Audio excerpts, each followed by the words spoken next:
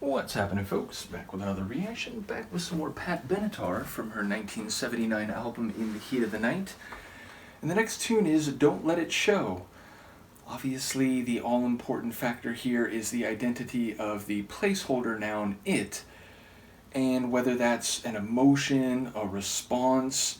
I suppose it could be something more overtly visual, though if I had to guess, I would expect it to be something which is not tangible, but again, an emotion, a feeling, a reaction, and thus trying to present a disposition, an attitude, or an image that is actually not reflective of the true feeling underneath, whether that's for a strategic purpose, whether that's for self-preservation, or whether that is more complicated altogether. So I'll see what I can catch on a first listen. Let's hear it. This is Pat Benatar. The track is Don't Let It Show, and it's from her 1979 album In the Heat of the Night.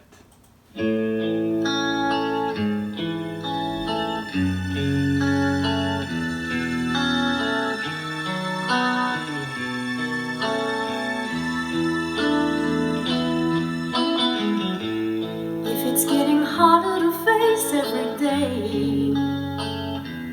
don't let it show. Don't let it show.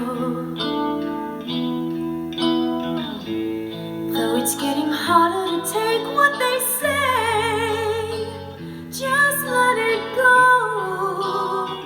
Just let it go. And if it hurts when they mention my name, say you don't know me. And if it helps when they say I'm to blame, say you don't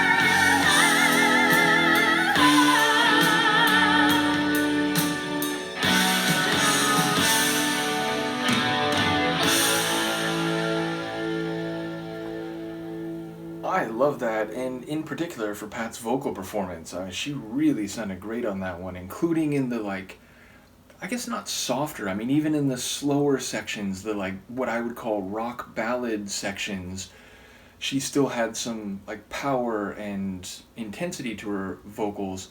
But yeah, definitely in the choruses and, like, the bigger parts of the tune, she really let it fly, and I'm guessing those are layered Pat vocals. Maybe there were some backup singers, because in those big flourishes there was like a gospel choir type of sound, though again, maybe that was just her voice layered on top of each other, or itself. But either way, yeah, her vocals really stand out here. They sound fantastic, like some good vibrato, some extensions, and just like the rich tonal quality. And I, again, enjoy the slower but still pretty heavy rock ballad feel. The percussion stood out. There were those rolls and like syncopated fills and, you know, some rhythmic interludes that were, let's say, less typical, and those really did stand out in a good way, and, you know, gave it a bit more of a rock force, even as it was kind of a slow song, like a ballad song. Definitely some cool guitar over the course of the tune in the latter half, maybe in particular, which again had a bit of that, like, rocking out in the context of a ballad feel to it. And lyrically, it's interesting. It sounds like it's about self-preservation for the person she's talking to, presumably an ex-boyfriend from what I took from it, but also, like, you know, saving face, and, like, it's like the narrator is giving face, meaning, like, she's saying, don't tell them anything, and, you know, if you want to blame me, like, it's fine, like, you know, say you don't know me, like, it'd be better for you to, you know, keep your pain, or keep the disappointment, or even, like, you know, failure on your side to maintain the relationship. Keep that to yourself. Don't admit that. And, you know, even if you need to paint me in a bad light, you can go ahead and do that. Though she does also seem to be saying that, like, she's not going to be there. It is over, and, you know, she's making a conscious choice to not be part of this, but she seemingly still has some sense of care or concern for the aftermath as it relates to this other person. So, yeah, that seemed to be the essence of it. Maybe I'm misreading it. Maybe, you know, there's some details I didn't catch. But yeah, it does seem to be the case that she's indicating there's no future here, but also, you know, do what you have to get through this with as minimal damage to your reputation or to your, you know, social world as possible. I'm not sure how long that was. I want to say like 4 minutes.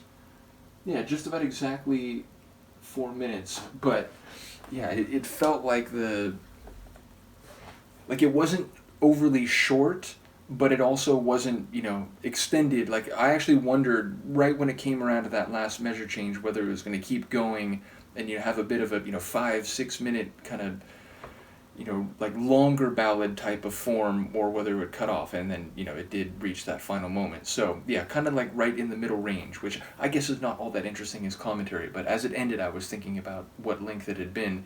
But yeah, I love that. Her vocals are fantastic, and yeah, it does seem to be about, you know, keeping your cards, you know, close to the vest, as they say, not showing the pain you're in, or the, you know, the aftermath of the state that someone has left you in. Though, again, with the interesting twist of the person who seemingly has left them in that state telling them to do whatever it takes to, you know, keep it guarded. So yeah, really interesting tune. I think there's only a couple more on the album.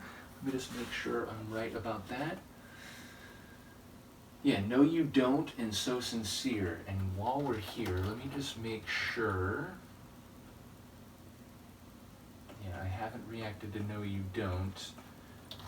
Because again, I went through that Best Shots Greatest Hits compilation, and as such, there's been at least a few tunes along the way here.